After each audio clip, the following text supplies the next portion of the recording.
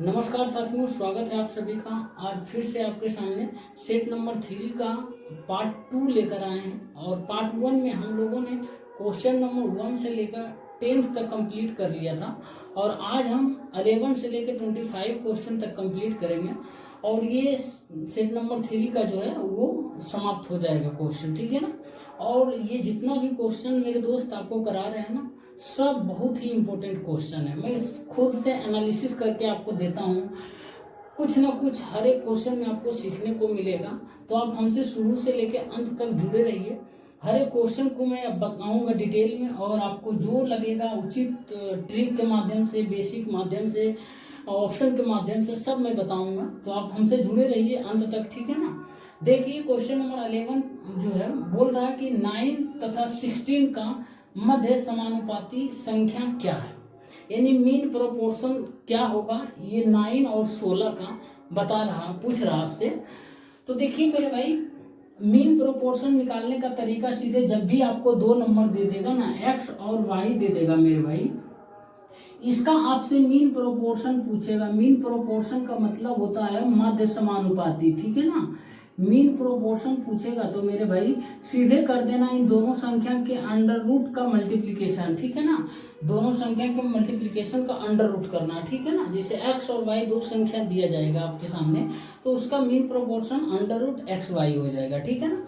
तो यहाँ पर देखिए दो संख्या के रूप में 9 और 16 दिया हुआ है, और आपसे मीन प्रोपोर्शन पूछ रहा है। तो इसका सीधे अंडर रूट हो जाएगा 9 इंटू 16। तो 9 का 3 निकल जाएगा बाहर, और 16 का जो है 4 निकल जाएगा, यानी हो जाएगा मेरे भाई 12 हो जाएगा। इसका मीन प्रोपोर्शन मतलब मध्य समानुपात 12 हो जाएगा, ठीक है। अब मध्य समानुपात एक और आता है, वो भी पूछा जाता है, तृतीय समानुपाती क्या होगा। तो उसमें भी आपको दो नंबर दे दिया जाएगा, एक्स और वाई दे दिया जाएगा। तृतीय समानुपात मैं लिख देता हूँ, तृतीय समानुपाती, ठीक है ना। तृतीय समानुपात, ठीक है ना। ये आपसे भी पूछता है, कभी कभी नहीं बल्कि हमेशा पूछता है। तो एक ही क्वेश्चन में मैं आपको दो दो चीज बता दे रहा हूँ, ठीक है ना। लिख लीजिए, दो संख्याएं दे देगी आपसे, माध्य अनुपात, सॉरी तृतीय समानुपात पूछेगा मेरे भाई।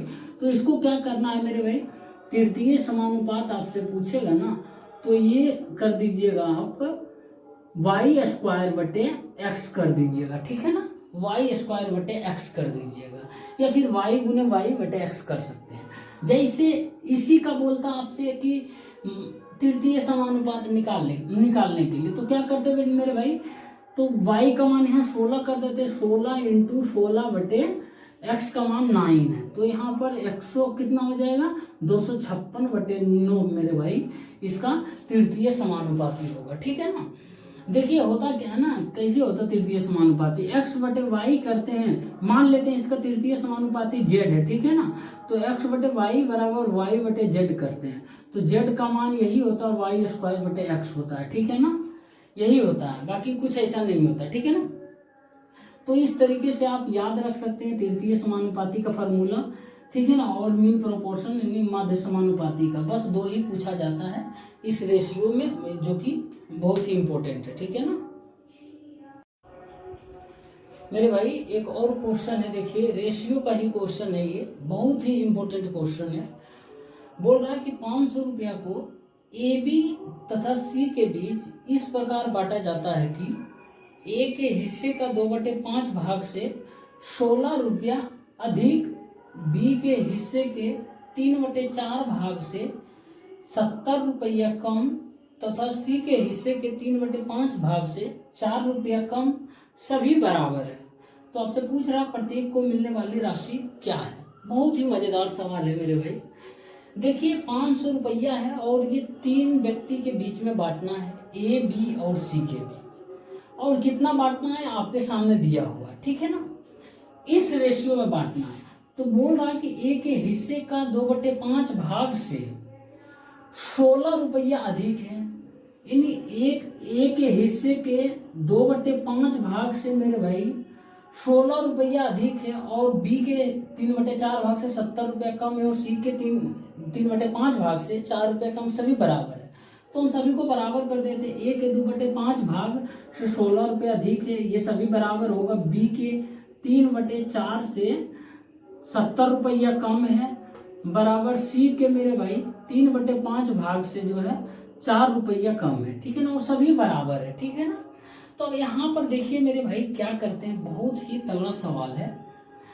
अब हम क्या करेंगे मेरे भाई, एक बार इस दोनों को लेकर ए और बी का रेशियो निकाल लेंगे, ठीक है ना, और एक बार बी और सी को लेकर रेशियो निकाल लेंगे, और एक बार जो है ए और सी को लेकर रेशियो निकाल लेंगे। तो यहाँ ए बी और सी का रेशियो निकल जाएगा, 500 के हम 500 में बांट लेंगे, ठीक है ना, 500 रुपया में। तो देखिए यहाँ पर ए बी और सी का रेशियो निकालने के लिए यदि हम सोचते हैं मेरे भाई, तो क्या मिलता है हमको, यहाँ पर बेहतर होगा मेरे भाई के मान लेते हैं, है कि नहीं, सबका बराबर है ना, के मान लेते हैं। के मानने से देखिए काम बन जाए तब तो ठीक है। अब देखिए बराबर के मान लेते हैं सबका, ठीक है ना, तो यहां से हो जाएगा मेरे भाई ए बराबर हो जाएगा के माइनस 16 इंटू 5/2 हो जाएगा। ये कुछ लग रहा है होने वाला है, तो बिल्कुल हो जाएगा मेरे भाई, के मान लिया, ठीक है ना। और हम b इंटू 3/4 माइनस 17 बराबर के मान लें, तो b का मान देखिए यहाँ से क्या हो जाएगा मेरे भाई, पहले a का और बढ़िया से निकाल लेते हैं। तो a का हो जाएगा मेरे भाई 5k/2 माइनस 40 हो जाएगा, a का मान a बराबर, ठीक है ना। अब देखिए b का मान हम निकालने चले मेरे भाई, मैं यहाँ को इसको मैं मिटा रहा हूँ, ठीक है ना, थोड़ा सा टाइम दीजिए क्योंकि क्वेश्चन बहुत ही अच्छा है, ठीक है ना। तो देखिए यहाँ पर मेरे भाई जब b को हम बराबर लेते हैं तो क्या आता है, b को बराबर लेते हैं जब, तो b बराबर हो जाएगा मेरे भाई k प्लस 17 इंटू 4/3 हो जाएगा। आप कह कर देख लीजिएगा, ठीक है ना, इतना बराबर k कीजिएगा तो b का मान इतना आएगा। तो हम इसको और अच्छा से लिखें तो 4k/3 प्लस हो जाएगा 280/3, ठीक है ना, इतना आया b बराबर, ठीक है ना। और c बराबर देखिए मेरे भाई क्या होगा, c बराबर हो जाएगा k प्लस 4 इंटू 5/3 हो जाएगा ना। तो c बराबर इसको और बढ़िया से लिखते हैं तो क्या हो जाएगा 5k/3 प्लस 20/3, ठीक है ना। उम्मीद करते हैं दिख रहा होगा 20/3 है, ये 5k/3 है, ठीक है ना। अब देखिए मेरे भाई ये 500 रुपया तीनों को बांटना। अब तीनों ए को इतना मिल रहा है, बी को इतना मिल रहा है, सी को इतना मिल रहा है, तो तीनों को जोड़ के हम 500 के बराबर कर देंगे तो यहाँ से निकल जाएगा, के का मान निकलेगा, के का मान निकलेगा तो सब का मान निकाल लेंगे, ठीक है ना। अब देखिए मेरे भाई यहाँ पर क्या करेंगे, हम जोड़ेंगे तीनों को, ठीक है ना। ए बी और सी को जोड़ेंगे मेरे भाई, ए बी और सी को जोड़ेंगे। मैं इसको मिटा देता हूँ, देखिए मैं यहीं पे कर देता हूँ, ठीक है ना। ए बी और सी तीनों को जोड़ेंगे, मैं लिख देता हूँ ए प्लस बी प्लस सी बराबर 500 रुपया है मेरे भाई, ये 500 रुपया है। तो यहाँ पर देखिए अब इसको जोड़ेंगे 5k/2 माइनस 14 और इतना सब जोड़ेंगे, तो यहाँ पे k को एक साथ जोड़ेंगे, 6 LCM लेंगे, 15 हो जाएगा, 4 दूना 8, 15 23 के और 10 के, 23 10 मेरे भाई 33 के बटे 6 हो जाएगा। ये देखिए अब इसको भी जोड़ेंगे तो कितना होगा, ये 280 और 20 कितना 300/3, ये 100 आ जाएगा मिलके, और ये 100 में से 40 गया मेरे भाई 60 हो जाएगा, तो प्लस 60 होगा इधर, तो उधर जाएगा माइनस कितना हो जाएगा, -60 हो जाएगा। तो 500 में से -60 440 हो जाएगा मेरे भाई, 440 देखिए 11 तिया 33 हो जाएगा मेरे भाई, ये द्वितीय छुओ। अब 11 चौक 44, 40 दूना 80, के बराबर मेरे भाई 80 आ गया, ठीक है ना, के बराबर 80 आ गया। और ए का मान इतना है टोटल, ठीक है ना। तो ए को कितना रुपया मिलेगा मेरे भाई, ए को मिल जाएगा मेरे भाई, ए को मिल जाएगा 5k/2 माइनस 40, तो 5 के का मान 80 रखेंगे तो 40 बचे 200 माइनस 40 160। आप कैलकुलेशन कीजिएगा एकदम हूबहू आएगा यही, ठीक है ना। तो स्पेस नहीं रहने के कारण मेरे भाई मैं कर रहा हूँ, नहीं तो मैं आपको एक एक लाइन स्टेप बाय स्टेप समझाते, ठीक है ना। ऐसे भी उम्मीद करते हैं समझ ही आ रहा होगा, कुछ है नहीं, अब कैलकुलेशन है। तो अब यहाँ पर देखिए 80 बैठाएंगे तो ये कितना हो जाएगा मेरे भाई, ये हो जाएगा 8 चौक 32, 320 एलसीएम लेंगे 3, 500 600/3 200 आएगा। बी का मान मेरे भाई 200 रुपया आएगा। और बाकी सी का मान आप नहीं भी निकालिएगा तो 500 में घटा दीजिएगा, 360 तो बचेगा 140 मेरे भाई, 140 रुपया सबको, ठीक है ना, सबको रुपया लगा दीजिए। तो इतना रुपया मेरे भाई तीनों व्यक्ति बांटेगा, ए को 160 रुपये मिलेगा, बी को 200 मिलेगा, सी को 140 रुपये मिलेगा, ठीक है ना। बहुत ही अच्छा क्वेश्चन था, थोड़ा सा था कैलकुलेशन वाला, लेकिन हम कोशिश किए कि आपको सबसे एकदम इजी से इजी तरीके से बताएं। तो इतना मेरे भाई करना पड़ेगा, ठीक है ना। यदि और आपको लगता है कि इसको शॉर्टकट में बताइए तो मैं कोशिश करूंगा कि नेक्स्ट वीडियो में जब भी ऐसा क्वेश्चन आए, अब तो आते ही रहेगा, उसको मैं और शॉर्टकट मेथड में लाने का प्रयास करूंगा, ठीक है ना। मेरे भाई एक और आपके सामने सवाल है और ये पार्टनरशिप का है।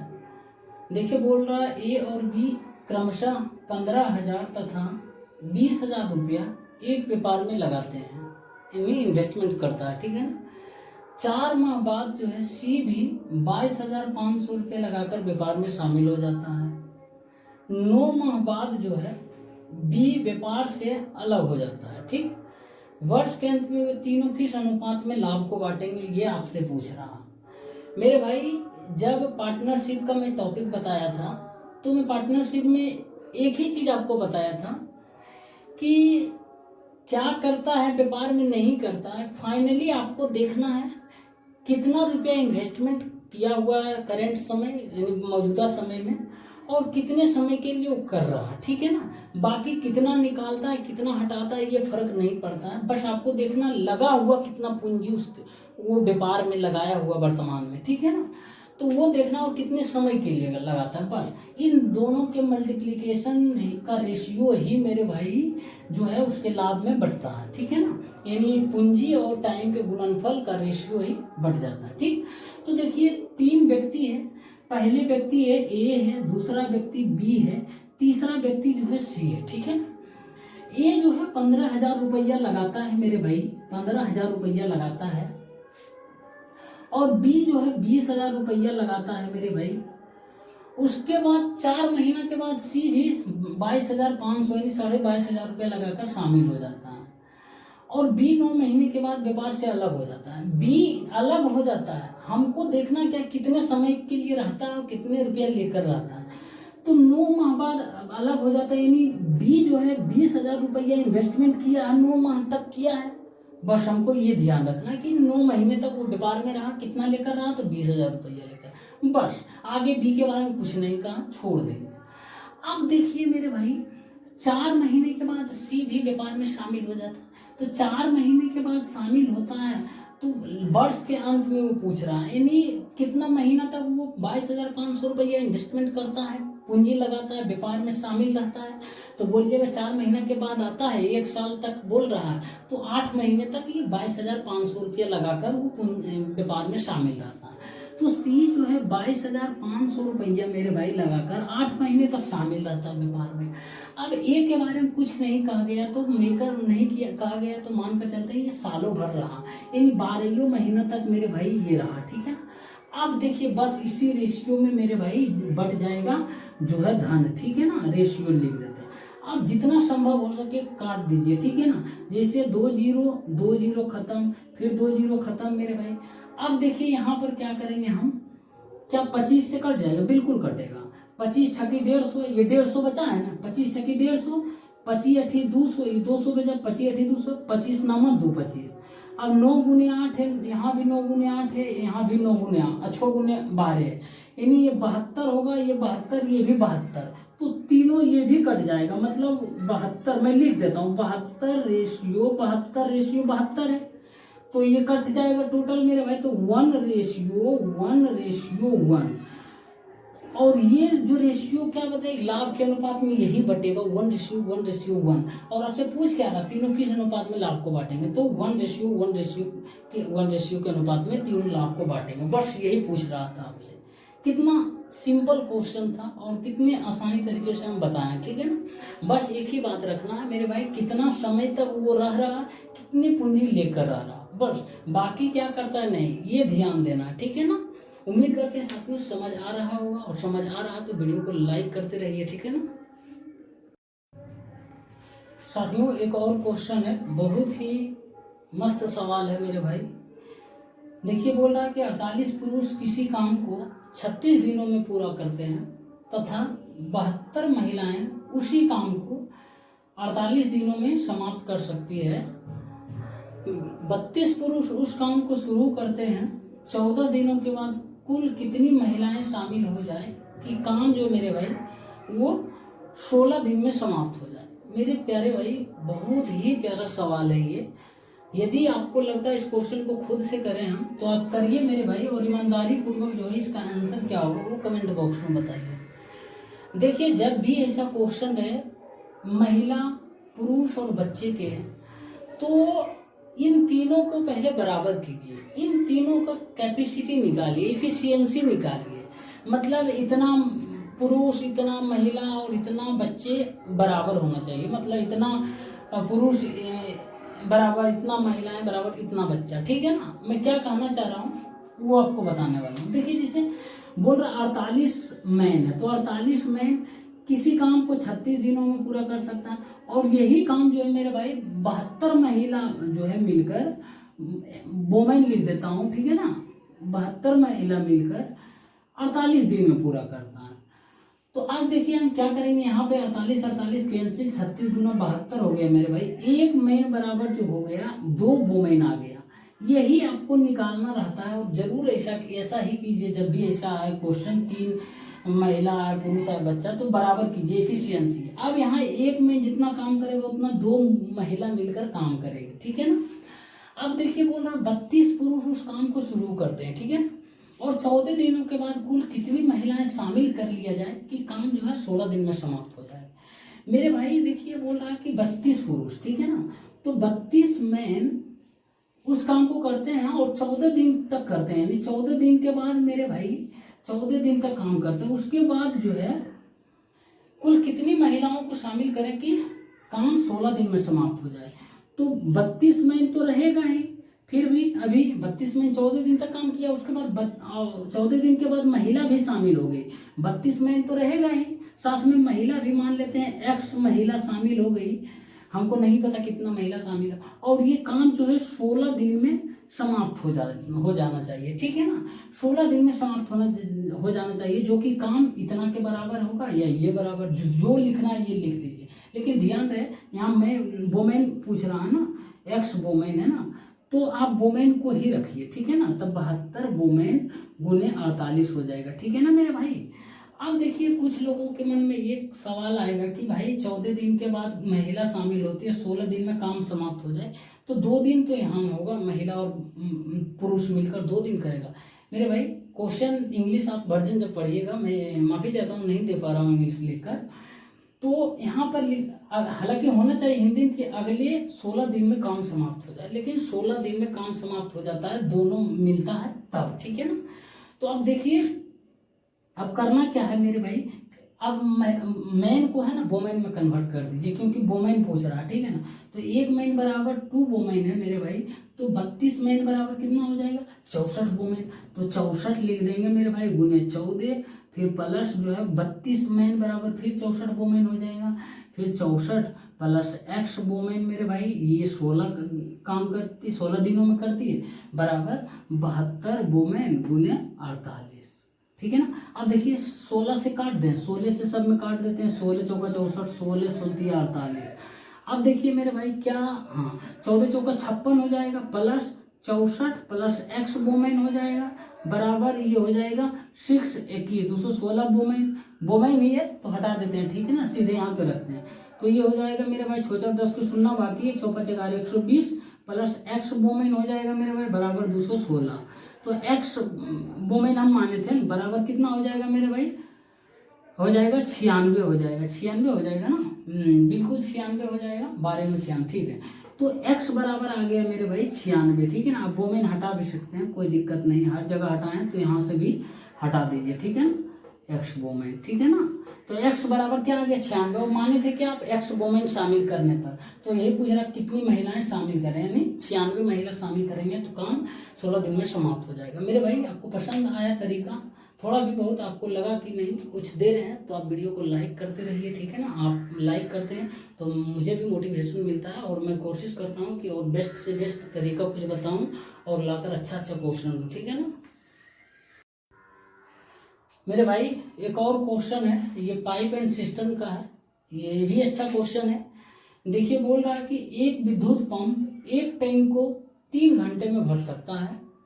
टैंक में रिसाव होने के कारण उसे भरने में जो है 3/1/2 यानी 3.5 घंटे लगते हैं, ठीक है ना।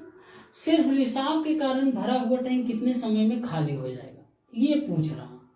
मेरे भाई देखिए टैंक में एक रिसाव है, मतलब एक छेद है, उसके कारण टाइम कितना ले रहा, ज़्यादा आधा घंटा ले रहा था। ऐसे 3 घंटा में भरता था, ऐसे 3.5 घंटा में भरा, तो आधा घंटा वो ज़्यादा ले रहा है छेद भरने में, ठीक है ना।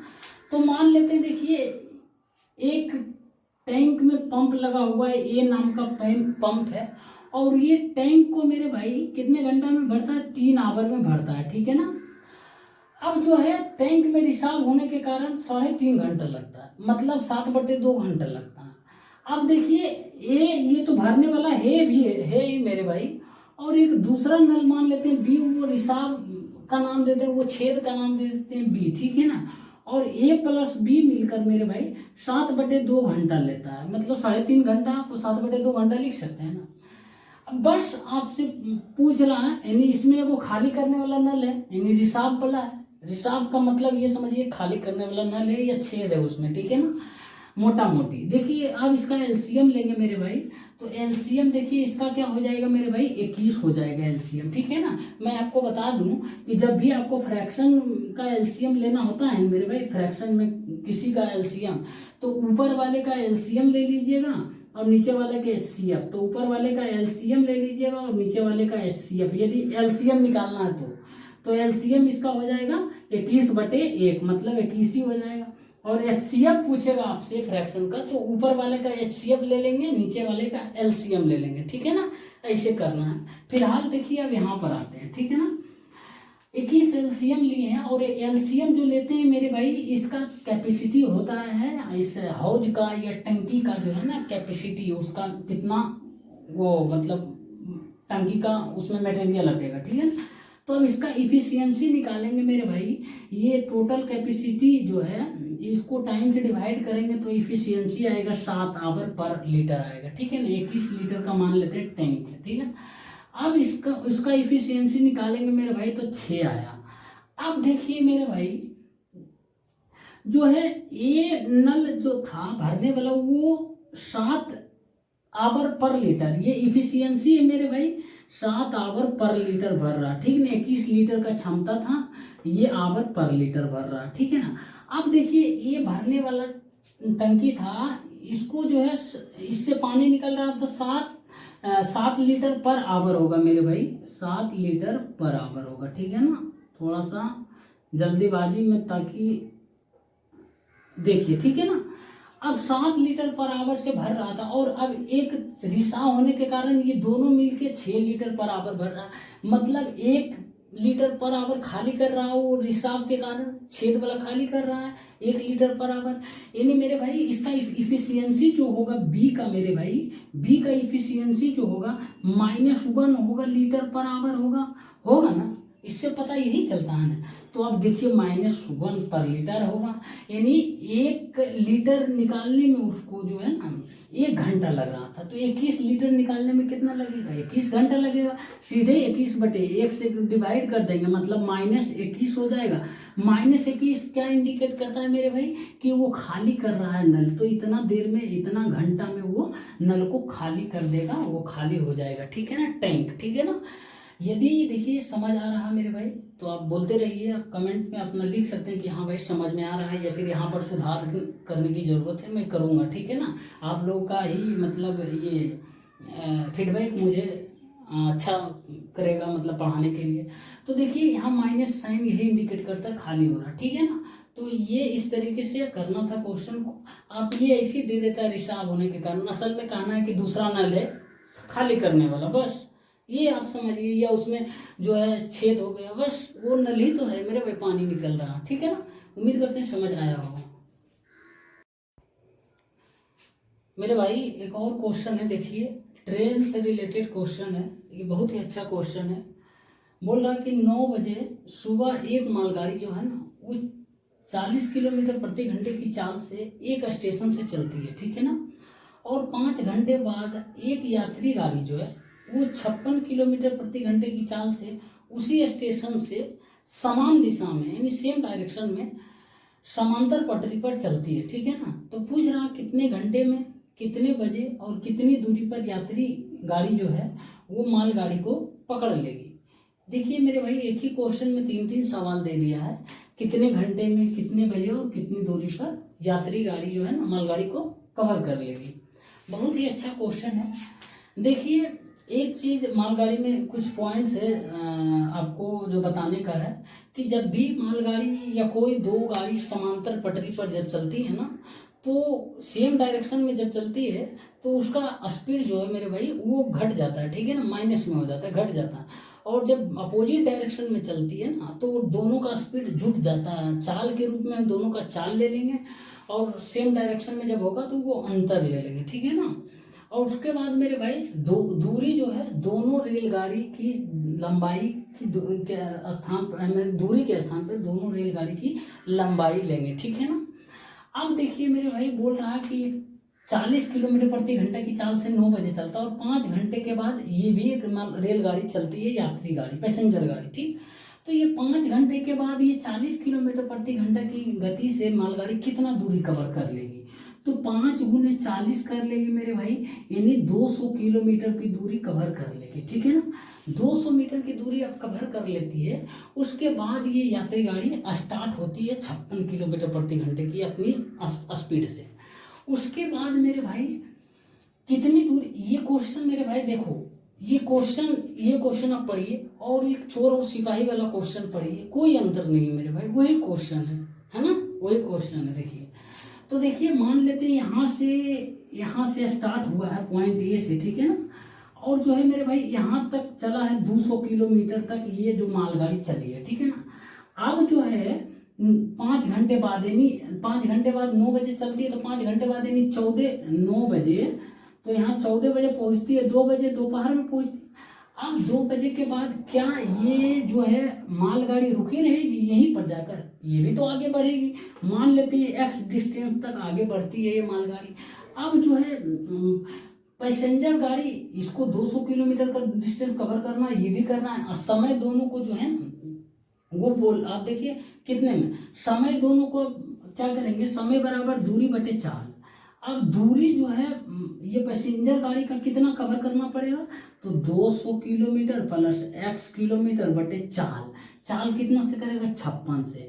अब जो है इसका जो है मालगाड़ी कितना दूरी कवर करेगा, तो x किलोमीटर मानकर चले हैं कि x किलोमीटर करेगी, और उसके बाद चाल कितना होगा इसका, तो 40 होगा मेरे भाई। अब देखिए इतना में वो पकड़ लेगा, ठीक है ना।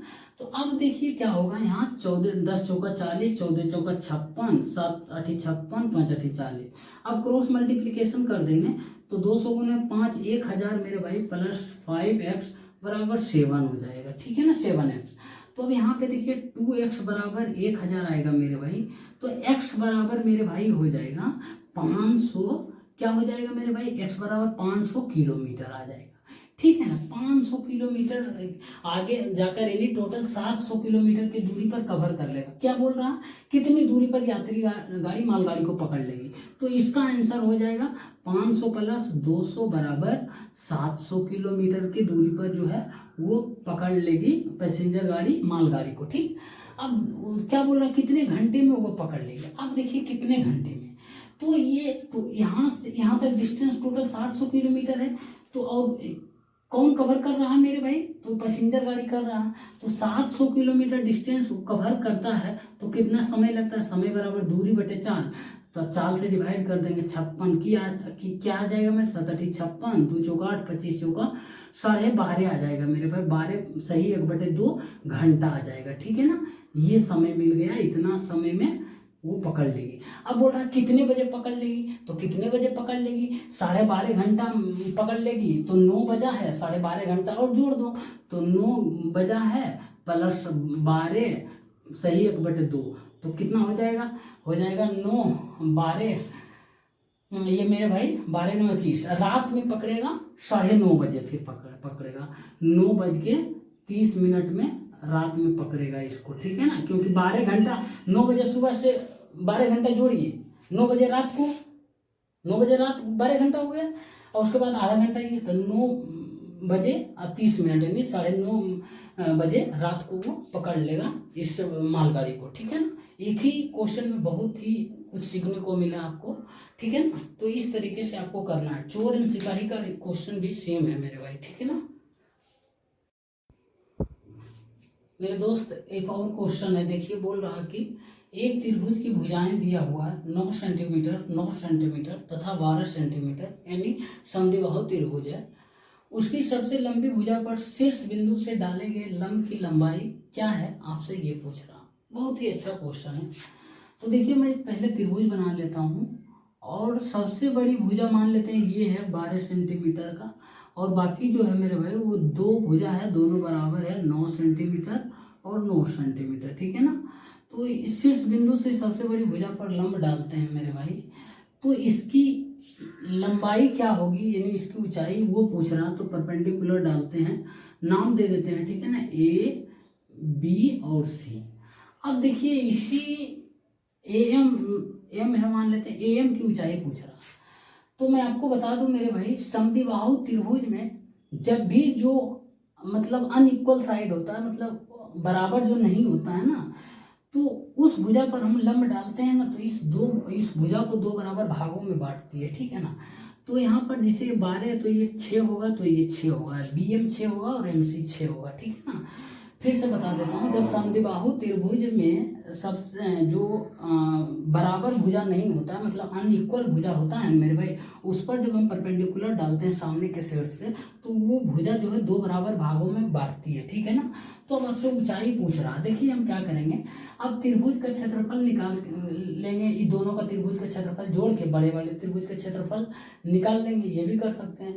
नहीं तो आप देखिए यहाँ पर क्या कीजिए, पाइथागोरस अब लगा लेंगे, कोई दिक्कत नहीं है। ये 9 है, ये 6 है, तो ये क्या हो जाएगा मेरे भाई, ए एम बराबर क्या हो जाएगा, बहुत ही सिंपल है, √9 के स्क्वायर माइनस 6 के स्क्वायर हो जाएगा। तो क्या हो जाएगा मेरे भाई, 81 माइनस 36 कितना हो जाएगा, 81 माइनस 36 हो जाएगा मेरे भाई, कितना हो जाएगा, 45, हाँ 45 हो जाएगा मेरे भाई, √45 हो जाएगा।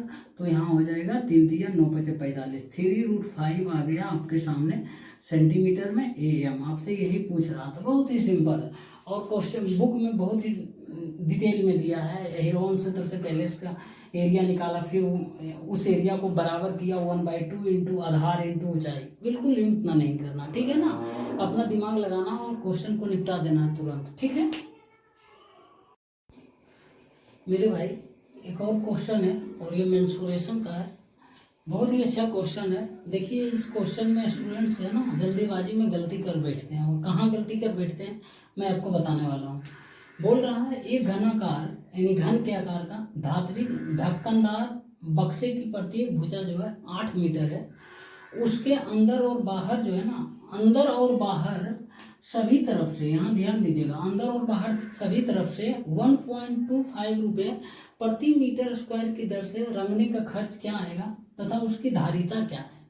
मेरे भाई अब देखिए अंदर और बाहर दोनों दिया है, हड़बड़ में नहीं कर देना है गड़बड़, ठीक है ना। तो अंदर और बाहर जिसे एक धात्विक जो है घनाकार है, पहले ये बना लेते हैं, ठीक है ना, घन के साइज बना लेते हैं। मैं फिगर प्रीफर करता हूँ मेरे भाई, फिगर बनाकर बताना, ताकि आपको ज़्यादा समझ आएगा, ठीक है ना। अब ये घनाकार है बक्सा जिसकी प्रत्येक भुजा 8 है, घन के साइड तो सभी बराबर होते हैं, तो प्रत्येक भुजा 8 है, ठीक है। अब इसको मेरे भाई रांगा जाता है, ठीक है ना, और रांगा जाता है इसके चारों तरफ, बाहर भी सगरों रांगा जाता है और अंदर भी रांगा जाता है, हर तरीके से, ठीक है ना। आप कमरे को एज्यूम कीजिए, आप अपने जिस रूम में बैठे हैं, जिस रूम में बैठकर वीडियो आप देख रहे हैं, उस रूम के अंदर भी पेंट किया जाता है, ऊपर नीचे चारों दीवार, फिर बाहर में भी कर दिया जाता है, ठीक है ना। तो वो कर रहा है। तो आप देखिए यहाँ पर पहले संपूर्ण पृष्ठीय क्षेत्रफल क्या होगा, टोटल सरफेस एरिया। तो टोटल सरफेस एरिया मेरे भाई 6a² होता है ना, 6a²। एक का देखिए a² होता है, इसका a², ऐसे इसी 6 को सतह होगा तो 6a²। लेकिन ये बाहर का एक होता है, एक अंदर भी इसके आकार का है, 6a² का है ना। तो एक 2 से मल्टीप्लाई हो जाएगा मेरे भाई, एक बार तो बाहर की, एक बार अंदर, तो भी बोल रहा कि अंदर भी करना है, तो एक 2 से मल्टीप्लाई कर देंगे। ऐसे ऐसे 2, एक बाहर था एक अंदर, तो 2 से 2 × 6a²। अब इंटू मेरे भाई बोल रहा है इतना मीटर स्क्वायर आएगा, और 1.25 प्रति मीटर स्क्वायर की दर से रखते हैं, तो 1.25 से मल्टीप्लाई कर देंगे। 1.25 का मतलब मेरे भाई 1.25 रुपया, 1.25 रुपया का मतलब 5/4 रुपया, बस हो गया। अब देखिए 2 × 6 × a², ए का मान कितना मेरे भाई 8 × 8 है मेरे भाई, इंटू 5/4 हो जाएगा। अब देखिए ये करेंगे 4 दूना 8 हो जाएगा, ठीक है ना। अब देखिए क्या करेंगे, 6 दूना 12, 12 × 5 60, 60 दूना 120, 120 × 8 करेंगे, 12 8 96, ठीक है ना। तो 960 रुपया उसको लग जाएगा मेरे भाई, इस घनाभाकार जो है ना धात्विक ढक्कनदार को दोनों बगल रंगने में, ठीक है ना, अंदर और बाहर। और आपसे इससे धारिता पूछा है आपसे, यानी वॉल्यूम। तो वॉल्यूम क्या होगा, वॉल्यूम हो जाएगा भुजा के क्यू होता है मेरे भाई, तो 8 के क्यू हो जाएगा मेरे भाई 512। ये तो कुछ था ही नहीं इसमें, ठीक है ना। तो ध्यान दीजिएगा, अंदर और बाहर दोनों बोल रहा है। कभी कभी खोखला दे देगा आपसे, कभी कभी एक ढक्कन उठा देगा, बोलेगा कि एक बक्सा है उसके ऊपर खुला हुआ भाग है उसको रंगने का। तो ध्यान से, ये बहुत ही खतरनाक होता है, थोड़ा सा मिस्टेक कीजिएगा आंसर गड़बड़ हो जाएगा, ठीक। मेरे भाई एक और सवाल है आपके सामने, देखिए इस सवाल में आपको ऑप्शन भी दे दिए, तो आपका फर्ज बनता है इस क्वेश्चन को आप खुद से करिए, और आंसर क्या होगा वो कमेंट बॉक्स में ईमानदारी पूर्वक बताइए, ठीक। बोल रहा है कि असमान भुजाओं वाले चतुर्भुज जो है ABCD में यदि AC तथा BD जो है ना समकोण पर प्रतिच्छेद करती है, तो निम्न में से कौन सा इसका ऑप्शन होगा, कौन सा आंसर सही होगा, कौन सा रिलेशन एस्टेब्लिश होगा इस चतुर्भुज में। तो देखिए असमान भुजा वाले चतुर्भुज है, मतलब चारों भुजा असमान है, बराबर है, नहीं पता है कैसे कैसे है, ठीक है ना। तो पहले एक चतुर्भुज बना लेते हैं, नाम दे देते हैं ABC और D। अब बोल रहा है AC और BD समकोण पर प्रतिच्छेद करती है। AC और BD मेरे भाई वो जो है वो समकोण पर प्रतिच्छेद करती है, ठीक है ना, समकोण पर प्रतिच्छेद करती है, यानी 90 डिग्री पर प्रतिच्छेद करती है। तो एक 90 होगा तो सब 90 ही होगा। अब इस पॉइंट का नाम हम O दे देते हैं, ठीक है ना। अब देखिए मेरे भाई क्या करते हैं ना, ये 90 डिग्री के सामने हाइपोटेनस हो जाएगा, इस भी 90 डिग्री के सामने हाइपोटेनस हो जाएगा, इस भी 90 डिग्री के सामने ये हाइपोटेनस, इसके भी सामने ये हाइपोटेनस, सभी हाइपोटेनस अलग अलग हो क्योंकि वो समान हो जाए। तो हम देखिए क्या करते हैं मेरे भाई, पहले ये करते हैं AB² बराबर क्या होगा, AB² बराबर AO² प्लस OB² होगा ना, AB² बराबर AO² प्लस OB² होगा ना। तो ये आ गया। अब देखिए हम क्या करेंगे ना, इसमें चलेंगे, DCD² बराबर क्या होगा मेरे भाई, क्योंकि ABCD के बीच रिलेशन हमको स्टेब्लिश करना है, तो यही हम स्क्वायर करेंगे। CD² बराबर हो जाएगा मेरे भाई OD² प्लस OC² होगा ना। अब हम जोड़ कर देखते हैं, पहले AB² प्लस BC² भी निकाल लेते हैं। अब देखिए AD² बराबर क्या होगा मेरे भाई, AD² बराबर हो जाएगा AO² प्लस OD²। देखिए मेरे भाई मैं ऑप्शन के अनुसार काम कर रहा हूँ, AB और CD के BC और AD के स्क्वायर में, तो सभी को हम स्क्वायर पहले कर देते हैं, उसके बाद देखते हैं क्या मिलता है। उसके बाद आगे जो है मेरे भाई दिया हुआ इसमें निकाल लेते हैं, BC² बराबर OB² प्लस OC²। अब पहला ऑप्शन पर जाते हैं, AB² प्लस BC² जोड़ते हैं, तो AB² प्लस BC² जोड़ेंगे मेरे भाई, तो देखिए क्या होगा, AO² plus OB² plus OB² plus OC²। तो AO² आता है, AO² plus 2OB² plus OC² आता है। क्या ये CD और AD के बीच कुछ रिलेशन एस्टेब्लिश हो रहा है, बिल्कुल भी नहीं होगा, 2OB आ जाता है, तो 2OB हमको जरूरत ही नहीं है। अब देखिए हम यदि हम दूसरा ऑप्शन सेटिस्फाई करते हैं, AB² plus CD², A B square plus C D square करते हैं मेरे भाई, तो हो जाएगा ये, दोनों को जोड़ेंगे तो ये हो जाएगा, देखिए A O square plus O B square plus O C square plus O D square. अब देखिए A O square plus O B square या A O square plus O D square को हम क्या लिख सकते हैं, A O square plus O D square को हम क्या लिख सकते हैं, ए डी स्क्वायर लिख सकते हैं ना। देखिए ये जोड़ेंगे चारों मेरे भाई, 1 2 3 4, तो A O square plus O D square को हम क्या लिख सकते हैं, ए डी स्क्वायर लिख सकते हैं, तो ए डी स्क्वायर लिख दिया, plus O B square plus O C square को क्या लिख सकते हैं, O B square plus O C square को लिख सकते हैं B C square, O B square plus O C square को बी सी स्क्वायर लिख सकते हैं। क्या ऑप्शन बी यही है, A D square plus B C square, A B square plus C D, बिल्कुल यही है, सेटिस्फाई कर रहा है मेरे भाई। देखिए फॉर्चुनेटली सेकेंड ऑप्शन ये सेटिस्फाई हो गया। तो इस तरीके से देखिए सोच कर करना, ऑप्शन के अनुसार करना है, ऐसे कुछ नहीं करना है, ठीक है ना।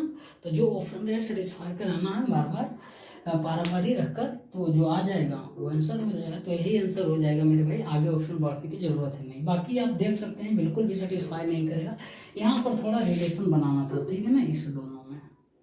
ठीक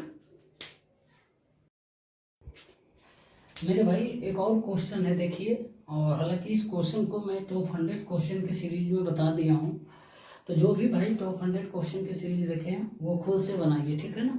बोल रहा है क्रमशः 4 सेंटीमीटर तथा 9 सेंटीमीटर त्रिज्या वाले दो वृत्त एक दूसरे को बाहर से टच करते हैं, स्पर्श करते हैं। पी क्यू उनकी उभयनिष्ठ स्पर्श रेखा है, तो उस पी क्यू भुजा वाले एक वर्ग का क्षेत्रफल क्या होगा। यानी वो पी क्यू को एक भुजा मान लिया जाए तो, और उस भुजा के द्वारा वर्ग बनाते हैं, तो उस वर्ग का क्षेत्रफल क्या होगा ये पूछ रहा। तो देखिए एक 4 सेंटीमीटर त्रिज्या है, दूसरा जो है मेरे भाई 9 सेंटीमीटर की त्रिज्या, और दोनों बाहर से स्पर्श करता है, ठीक है ना, ये स्पर्श करता है। तो उनके जो है पी क्यू उनकी उभयनिष्ठ स्पर्श रेखा, ठीक है ना। तो पी क्यू उनकी उभयनिष्ठ स्पर्श रेखा ये हो जाएगा, ठीक है ना, पी क्यू, पी और ये हो जाएगा क्यू। तो यही पी क्यू को एक वर्ग के भुजा मान लेंगे और इस वर्ग का क्षेत्रफल, तो पी क्यू बराबर क्या होगा, इसका रेडियस मेरे भाई 4 है एक का, और दूसरे का मेरे भाई वो 9 है, ठीक है ना। तो मैं आपको बताया था कि जब दो वृत्त, दो अलग अलग त्रिज्या के वृत्त एक दूसरे को एक्सटर्नली टच करता हो और उन दोनों के बीच स्पर्श रेखा की लंबाई, उभयनिष्ठ स्पर्श रेखा की लंबाई होगा मेरे भाई, वो होता है 2√R1 इंटू R2 होता है। इतना बता चुके हैं, ठीक है ना। तो अब देखिए 2 इंटू √R1, R1 4 इंटू 9, तो हो जाएगा 2 इंटू 36 आएगा, 6 आ जाएगा मेरे भाई बाहर, तो 12। अब इसी 12 सेंटीमीटर को एक वर्ग के भुजा मान लिया जाए, तो इस वर्ग का क्षेत्रफल क्या होगा, तो सीधा इसका स्क्वायर कर देंगे, मतलब 144 सेंटीमीटर स्क्वायर हो जाएगा, ठीक है। मेरे भाई एक क्वेश्चन और आपके सामने है, और ट्रिगोनोमेट्री का है, बहुत ही अच्छा क्वेश्चन है। इस क्वेश्चन में थोड़ा ध्यान से देखिएगा क्वेश्चन को, क्योंकि बीच में कभी कुछ डाल देता है ऐसा वैल्यू जिससे पूरा का मान 0 हो जाता है या फिर 1 हो जाता है, तो स्टूडेंट्स उल्टा पुल्टा कर देते हैं। देखिए बोल रहा है cot π/20 into cot 3π/20 into cot 5π/20 into cot 7π/20 into cot 9π/20 का मान पूछ रहा है। जब भी ऐसा क्वेश्चन आए तो मेरे भाई पहला टर्म देखना और लास्ट टर्म को देखना, ठीक है ना। तो पहला टर्म और लास्ट टर्म के बीच रिलेशन स्टेब्लिश करना है कि इन दोनों के मल्टीप्लिकेशन का मान जो है 1 हो जाए, और 1 होता ही है मेरे भाई। जैसे देखिए कोट π/20 है ना, इसको हम क्या 10 9π/20 लिख सकते हैं मेरे भाई, कोट 9π/20 हम लिख सकते हैं। देखिए कोट π/20 और कोट 9π/20 का मतलब कोई अंतर नहीं, दोनों एक ही होता। अब एगो को बदलेंगे, अब देखिए 10 9π/20 इंटू कोट 9π/20 का मान क्या होगा, 1 हो जाएगा, यानी 10 थीटा इंटू कोट थीटा का मान 1 हो जाएगा, तो यहाँ पे 1 हो जाएगा, ठीक है ना, 1 हो जाएगा। अब देखिए मेरे भाई यहाँ पर क्या होगा, फिर अगले टर्म कर लेंगे, फिर उसके लास्ट के दूसरे टर्म को लेंगे। अब इसको एक में बदलेंगे, 10 और कोट में बदलेंगे, ताकि दोनों का मल्टीप्लिकेशन 1 आ जाए, ठीक है ना। अब इसको हम 10 3π/20 को 10 7π/20 लिख सकते हैं, सॉरी कोट 3π/20 को 10 7π/20 लिख सकते हैं, कोई दिक्कत नहीं है मेरे भाई। और 10 7π/20 इंटू कोट 7π/20 का मान कितना होगा मेरे भाई, 1 आएगा। 1 इंटू, अब एक बच जाता है एक्स्ट्रा में, बच जाता है ये, ठीक है ना। अब इसका कोई जोड़ा नहीं मिल रहा तो इसका वैल्यू ही लिख देंगे, कोट 5 पाई बाई 20, मतलब कितना हो जाएगा, कोट 5 इंटू पाई का मान 180 बटे मेरे भाई 20, तो कोट 45 आ जाएगा मेरे भाई। कोट 45 इंटू 1 तो 1 ही हो जाएगा, तो कोट 45 का मान 1 आ जाएगा, ठीक है ना। इसका आंसर जो होगा वो 1 आएगा, ठीक है ना। इस तरीके से करिएगा, प्रैक्टिस करते रहिएगा, चीज़ें क्लियर होती चली जाएगी, ठीक। मेरे दोस्त एक और क्वेश्चन है, देखिए बोल रहा यदि sec square theta plus tan square theta बराबर 7 है, तो आपसे पूछ रहा थीटा का मान क्या होगा, और एक दिया हुआ शर्त है कि थीटा जो है 0 डिग्री से बड़ा या बराबर और 90 डिग्री से छोटा या बराबर होना चाहिए, ठीक है ना। इससे ज़्यादा आगे पीछे नहीं होना चाहिए। तो हम क्या करेंगे, देखिए sec square theta plus tan square theta को हम क्या कर सकते हैं, सेक स्क्वायर थीटा, इसको हम क्या कर सकते हैं मेरे भाई, 1 प्लस टेन स्क्वायर थीटा लिख सकते हैं, क्योंकि सेक स्क्वायर थीटा माइनस में लिख देता हूँ। देखिए sec square theta minus tan square theta बराबर 1 होता है, तो सेक स्क्वायर थीटा बराबर 1 प्लस टेन स्क्वायर थीटा हो जाएगा ना। तो 1 plus tan square theta plus tan square theta बराबर 7। अब देखिए 2 टेन स्क्वायर थीटा हो जाएगा बराबर 6 हो जाएगा मेरे भाई, 1 उधर चला जाएगा, 6 टेन स्क्वायर थीटा बराबर क्या हो जाएगा 3, तो टेन थीटा बराबर क्या होगा मेरे भाई, टेन थीटा बराबर हो जाएगा √3। तो थीटा का मान कितना आ जाएगा मेरे भाई 60 डिग्री। आपसे 60 डिग्री का मान पूछ रहा है, थीटा का ही मान पूछ रहा है, जो कि 60 डिग्री, और 60 डिग्री क्या 0 90 के बीच सेटिस्फाई कर रहा है, बिल्कुल कर रहा। तो इसका आंसर यही हो जाएगा 60 डिग्री, ठीक। मेरे भाई एक और क्वेश्चन है, देखिए बोल रहा कि एक पहिया जो है ना 1 सेकेंड में 3.5 बार घूमती है, वह पहिया 55 रेडियन कोण घूमने में कितना समय लेगा, वो सेकेंड में बताना है। बहुत ही सिंपल सवाल है, लेकिन थोड़ा सा भूगोलिक दे दिया है। देखिए पहिया है और 1 सेकेंड में 3.5 बार घूमती है, तो एक बार घूमने में मेरे भाई पहिया कितना डिग्री घूमती है, तो बोलिए एक बार में 360 डिग्री घूमती है, तो 3.5 बार में हो जाएगा 360 डिग्री इंटू 3.5, यानी इतना डिग्री लेती है, 360 इंटू 3.5 डिग्री वो घूम जाती है, ठीक है ना। तो आप देखिए रेडियन और एंगल में डिग्री में आपको एक रिलेशन बता रहा हूँ, वो अपने नोटबुक में लिख लीजिएगा कि 180 डिग्री बराबर मेरे भाई पाई रेडियन होता है, ठीक है ना, पाई रेडियन। तो यहाँ पर देखिए एक रेडियन 1 डिग्री बराबर कितना हो जाएगा मेरे भाई, पाई बाई 180 रेडियन, ठीक है ना, 1 डिग्री बराबर इतना। तो मेरे भाई अब देखिए क्या करना है, तो 360 इंटू 3.5 डिग्री बराबर क्या होगा, इससे मल्टीप्लाई हो जाएगा, 360 into 3.5 into pi by 180 radian हो जाएगा ना। और ये जो मेरे 1 सेकंड में इतना हो रहा, ठीक है ना, 1 सेकंड में ये 2 बार हो जाएगा मेरे भाई, ये 7 हो जाएगा, 7 पाई रेडियन। अब देखिए मेरे भाई यहाँ पर जो है 1 सेकंड में वो मेरे भाई वो 7 पाई रेडियन ये क्या बोलता है घूम रहा, ठीक है ना। तो अब देखिए 55 पाई रेडियन घुमाना है ना कोण को, तो 55 पाई रेडियन घुमाने में लग जाएगा मेरे भाई 1/7 पाई इंटू 55, ठीक है ना। अब पाई का मान 22/7 लिख सकते हैं, 55/7 इंटू 22/7, ये खत्म हो गया, 2 11 रहेगा, 5 11, ठीक है ना। तो 5/2 मतलब मेरे भाई 2.5 क्या हो जाएगा, सेकेंड हो जाएगा। बहुत ही सिंपल क्वेश्चन था, लेकिन बहुत ही सीखने वाला था, ठीक है ना। साथियों एक और क्वेश्चन है, देखिए बोल रहा है यदि 3x + 7 बराबर x² + m बराबर 7x + 5 हो तो m का मान पूछ रहा। बहुत ही सिंपल क्वेश्चन है।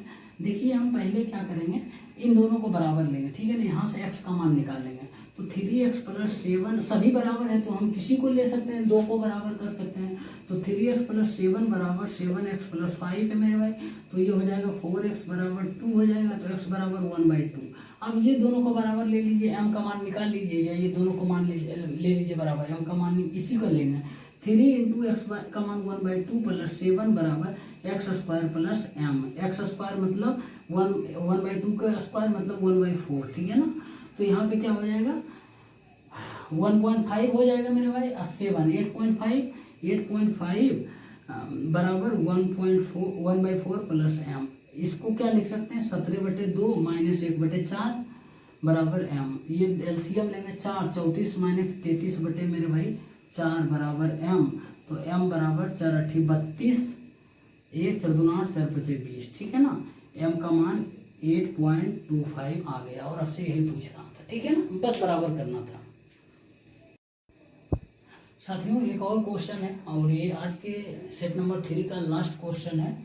तो देखिए बोल रहा है x बराबर √5 - 1 अपॉन √5 + 1 तथा x इंटू वाई बराबर 1 है। तो आपसे पूछ रहा है x² + y² - 3xy का मान क्या होगा। मेरे भाई देखिए x बराबर इतना दिया हुआ, x y का मान 1 है, x इंटू वाई का मान 1, यानी x बराबर जब इतना है तो y का मान इसका जस्ट अपोजिट हो जाएगा। y का मान 1/x होगा, यानी x का उल्टा होगा, तो y का मान यहाँ से हो जाएगा मेरे भाई √5 + 1/√5 - 1 हो जाएगा, इसका उल्टा हो जाएगा x का। अब दोनों को देखिए मल्टीप्लाई कीजिए, 1 आ जाएगा, डायगोनली कट रहा है ना, तो 1 आ जाएगा, 1 आ रहा है। अब पूछ रहा है x² + y² - 3xy का मान। तो देखिए x² + y² को हम क्या लिख सकते हैं, तो x + y का होल स्क्वायर लिख सकते हैं -2x इंटू वाई, कोई दिक्कत, +2xy - 2xy कैंसिल हो रहा है, x² + y² सेम चीज। अब -3xy, अब देखिए x + y निकालना है मेरे भाई। अब x + y का होल स्क्वायर हमको क्या करना है ना, आप इसको चाहे तो परिमेयीकरण कर सकते हैं मेरे भाई, और या तो फिर ऐसे ही लिख सकते हैं। देखिए अब क्या करेंगे हम, x + √5 - 1/√5 + 1 प्लस √5 + 1/√5 - 1 का होल स्क्वायर लिख सकते हैं, minus 2xy, 2 into x Y का मान 1 दिया हुआ है तो 1 ही लिख दें, -3xy का मान 1 दिया हुआ। अब इसको एलसीएम लेंगे मेरे भाई, जो बताए थे √a + b/√a - b, वो यहाँ पर काम नहीं कर रहा, अंतर 2 का नहीं है, ठीक है ना। रूट के अंदर संख्या जो है उसके बीच का अंतर 2 का नहीं, इसलिए हम कुछ भी नहीं कर सकते चाहकर, तो अब एलसीएम लेना ही पड़ेगा। तो देखिए हम लेंगे एलसीएम, ये हो जाएगा ये हो जाएगा √5 - 1 का होल स्क्वायर, तो करेंगे 6 हो जाएगा, 6 - 2√5 प्लस ये भी हो जाएगा 6 + 2√5 upon a + b into a - b, तो 5 - 1 हो जाएगा 4, इसका स्क्वायर हो जाएगा मेरे भाई, और ये -2 - 3 - 5, ठीक है ना। अब देखिए 2√5 कैंसिल हो गया, 6 + 6 12 आ जाएगा, 12/4 का होल स्क्वायर मेरे भाई -5, तो 3 का होल स्क्वायर हो जाएगा, तो 9 - 5 बराबर कितना आएगा मेरे भाई, 4 आ गया। इसका आंसर जो है मेरे भाई 4 होगा, ठीक है ना। उम्मीद करते हैं सभी को समझ आया होगा, और आज की क्लास काफ़ी लंबा हो गया तो माफ़ी चाहते हैं, लेकिन आपको यदि समझ आ रहा है वीडियो को लाइक करिए और स्टडी ग्रुप में शेयर कीजिए, ठीक है ना। आप कमेंट भी दे सकते हैं, क्या फीडबैक है, किस तरीके से आपको कैसा लग रहा है, या फिर क्या कमजोरी है मेरी, वो बताइए, ठीक है ना। मिलते हैं नेक्स्ट सेट में, सेट नंबर 4 में, तब तक के लिए धन्यवाद।